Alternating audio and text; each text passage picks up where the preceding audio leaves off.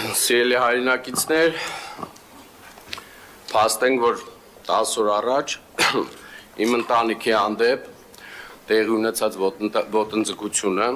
այդ ճղճիմ քայլը չի ստացել ոչ մի գնահատական։ Սա ես գնահատում եմ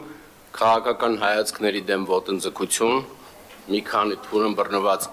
թափթփուկների կողմից եւ սպասելու ենք գնահատականի, որը որ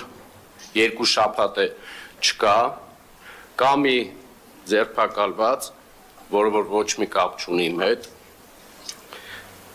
Սիրելի երևանցիներ, սա իշխանության ուսերին է եւ բոլորը, անխտիր բոլորը պետք է պատասխան տան եւ այս քայլը ընդունում եմ ի գիտություն եւ մեր խմբակցության անդամները բոլորը շարունակելու են այս կոռուպցիոն եւ թալանի բացահայտումները, իսկ այս ամենի հետևում քաղաքական հայրերը բոլորը ուշ թե շուտ պատասխան են տալու։ Ես ոչ մի թշնամի չունեմ,